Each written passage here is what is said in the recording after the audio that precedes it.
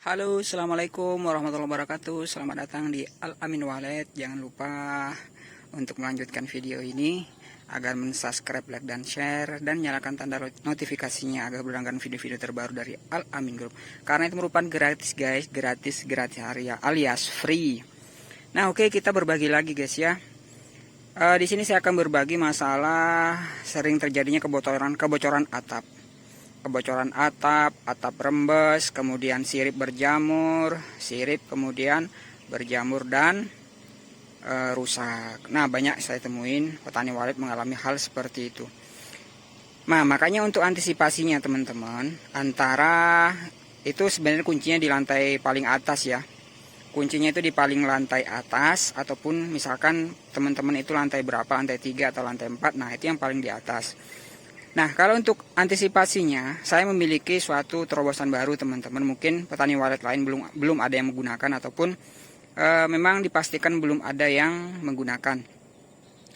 Nah, alangkah antisipasinya, alangkah baiknya untuk lantai atas, memang itu saya sarankan untuk dicor tipis, ataupun ada yang teman-teman sebagian itu yang menggunakan coran tipis, misalkan menggunakan terpal, kemudian menggunakan kawat harmonika, baru kemudian dicor ataupun baru diplester. Nah, itu bagus, solusinya seperti itu juga bagus.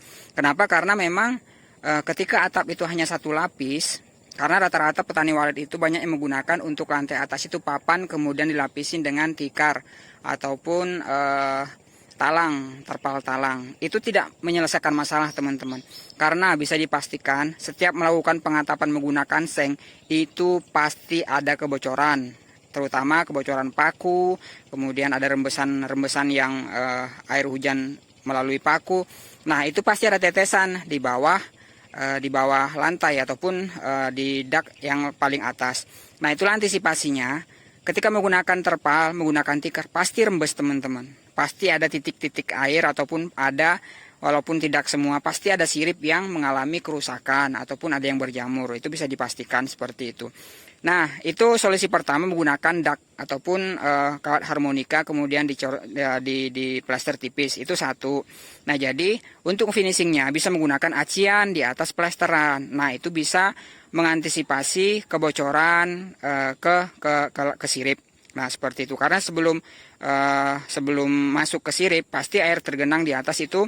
Ketika misalkan seng panas, itu pasti otomatis air itu akan hilang karena terkena panas, antara panas di ruang hampa. Ini kan kita bercerita masalah di ruang hampa teman-teman. Nah, untuk solusi yang kedua, menggunakan dak hebel teman-teman. Dak hebel ini sama dengan coran beton ataupun cor permanen, itu sama. Nah, seperti itu. Ini memang lebih kedap suara ataupun lebih ini ya, karena memang lebih tebal. Tebalnya untuk hebel sendiri kan 7,5, nanti ditambah di atasnya plesteran itu paling tidak 3 cm. Nah, itu udah 10 cm lebih teman-teman. Baru kemudian di bagian atasnya diaci. Kalau masih kurang, bisa digunakan dengan menggunakan cat anti bocor ataupun misalkan no drop apa segala macam. Nah, itu solusi saya teman-teman. Nah, kalau kemudian itu banyak saya temui seperti itu, bocor, sirip rusak. Nah, itu kan membutuhkan perawatan lagi teman-teman. Apalagi kalau misalkan sudah ada burung, nggak mungkin kita mau sering-sering masuk ke dalam RBW. Nah, seperti itu. Itu solusinya. Kalau saya sih memang menggunakan dak hebel ya. Rata-rata lantai 3 itu menggunakan dak hebel, kemudian baru nanti di atasnya itu menggunakan atap seperti ini. Nah, ini kan sementara saya tutup seperti ini karena memang sirip di bawah ataupun sirip 1, 2, 3 itu memang sudah terpasang semua. Jadi kalau misalkan seperti ini masih bocor teman-teman. Walaupun misalkan di atap ataupun di atap itu kemudian atapnya itu ada lubang paku apa segala macam, nggak mungkin, biasanya tukang itu mustahil ada yang pasti ada yang salah paku seperti itu. Itu udah lumrah ya, pasti bocor. Nah, rata-rata kan di rumah juga, jangankan di gedung walet, di rumah itu pasti ada yang bocor. Kadang dek itu ada yang bintik-bintik hitam. Nah, seperti itu mengalami kebocoran. Sampai dengan sirip itu sangat susah antisipasinya teman-teman. Nah, makanya kalau tidak di dak, di lantai hebel. Kalau lantai hebel sih memang yang pertama memang lantai hebel, kemudian di plester, kemudian di aci. Untuk bagian pinggirnya ini nanti ini kan sirip ini duduk di beton teman-teman. Jadi di bagian pinggirnya kan saya cor lagi. Jadi benar-benar sirip ini tertahan oleh coran ataupun dia tidak akan mengalami pergeseran seperti itu.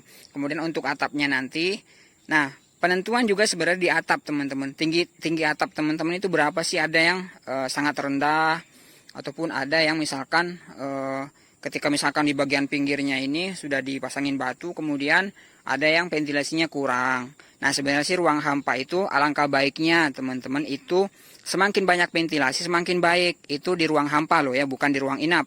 Nah itu antisipasinya karena memang perputaran atau pertukaran udara itu sangat cepat. Seperti itu yang kami pelajari di dunia teknik. Nah seperti itu. Jadi jangan sampai teman-teman ketika di ruang hampa, walaupun misalkan kayu, misalkan ada yang seperti ini, kayu, kemudian lantai kayu, kemudian dilapisi dengan triplek talang, kemudian dikasih gabus, dikasih aluminium foil, itu pemborosan teman-teman, sangat-sangat boros.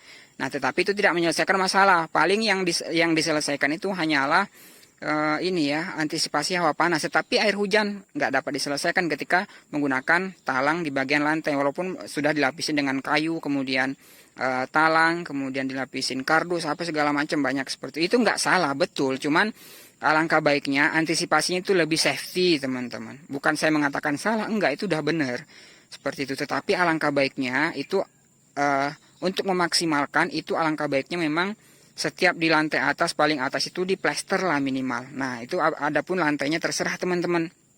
Di plester, kemudian di finishing dengan menggunakan acian, lalu di no drop. Nah itulah solusi yang paling jitu. Nah tetapi seperti ini yang teman-teman lihat ini memang saya menggunakan lantai hebel ya. Kemudian lantai atasnya nanti ini, nah ini ada 50-50 teman-teman. Antara itulah hebatnya ya ketika kita menggunakan lantai permanen ataupun lantai dak di bagian atas. Nah ini mungkin kemungkinan besar ini kan lantai 3. Mungkin saya akan jadikan menjadi lantai 4. Ataupun nanti bagian atas ini saya akan modifikasi lagi menggunakan semi permanen. Misalkan atapnya, ya, bagian pinggirnya dindingnya menggunakan seng warna merah ini ya. Kemudian dilapisi dengan daun, baru kemudian di dalam itu menggunakan GRC ataupun ini ya, menggunakan triplek. Nah seperti itu. Mungkin ada lagi nanti jurus-jurus jitunya yang saya akan bagikan teman-teman biar mengantisipasi hawa panas, mengantisipasi kebocoran di RBW. Nah itulah mungkin yang saya dapat bagikan. Ini memang sangat irit ya, ataupun pemasangannya cepat, tetapi memang tergantung lokasi ya. Kalau misalkan lokasinya itu jauh dari aksesibilitas kendaraan, memang kalau untuk penggunaan lantai hebel ini memang agak-agak berat ya. Nah seperti ini. Nah nanti akan saya tunjukkan juga cara ngatapnya seperti apa biar di bagian atas itu nggak mengalami kebocoran teman-teman. Biar bagian atas itu benar-benar safety-nya luar biasa. Oke, kalau masih ada yang bingung silahkan di komen teman-teman. Komen ini free gratis. Insya Allah saya akan balas, atau kemudian bisa WhatsApp saya.